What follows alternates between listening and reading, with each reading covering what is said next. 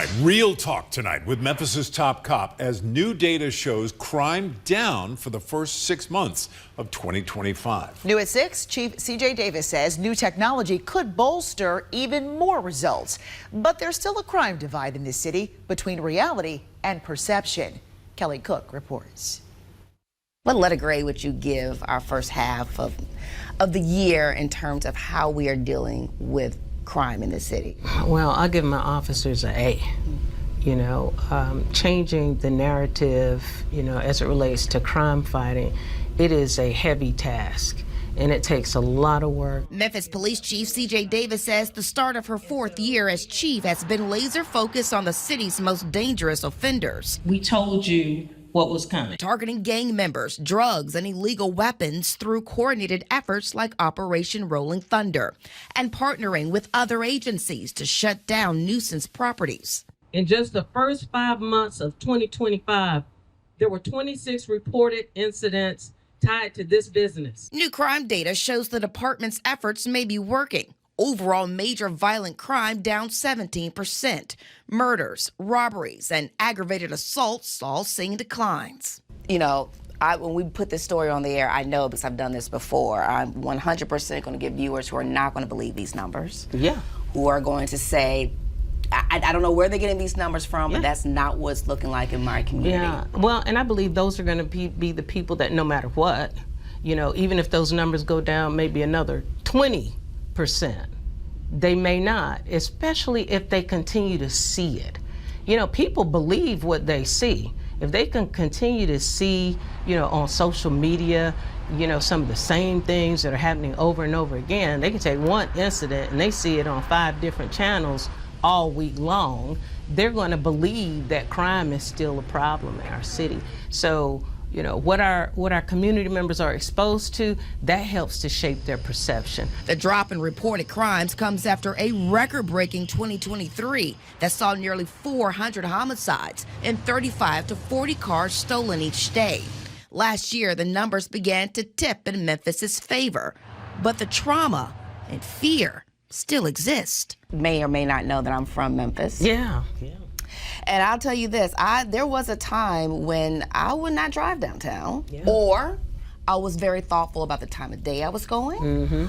I would skip on certain events. I didn't feel comfortable, I didn't feel safe. And I'll say this, I am starting to feel a bit safer going downtown.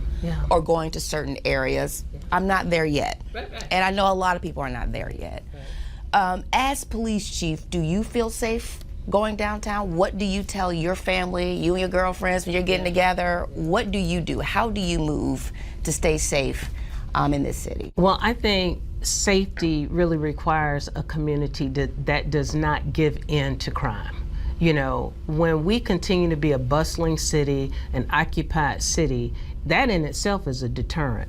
When people start vacating, you know, areas and really give into the fact that somebody's car was broken into. Cars are broken into all over the country, but cities don't stop, you know, entertaining and encouraging robust restaurants. And I think I can be just, you know, real about the conversation. We still have crowds of people that come downtown on weekends and go to our restaurants and enjoy Tom Lee Park and have white parties. And they have not given into the narrative of the perception of crime is just so bad. And a lot of our community members, they travel. They know that crime is prevalent in other cities. Last weekend, you know, Atlanta had gunfire downtown. Nashville had, you know, homicides. We just seem to illuminate it and kind of, you know, give into the narrative that Memphis is never going to be a city that can really tout or celebrate progress. The chief points to advances in technology as a key component in her strategic plan, with AI-powered cameras now everywhere, watched by the new downtown command center. And she says more technology will debut this fiscal year. So our officers will have more information at their fingertips so that they can connect, and a lot of it is called social network analysis, to identify individuals that might be involved in gang activity. Not only can we identify the person that's identified in the gang activity that might have been a shooter in a particular instance, we can also identify who this person is associated with, what kind of vehicles this individual might be associated with. Are there tag numbers that were a part of this particular crime? And it helps to build a picture using technology. Davis says the best crime deterrent is still community driven.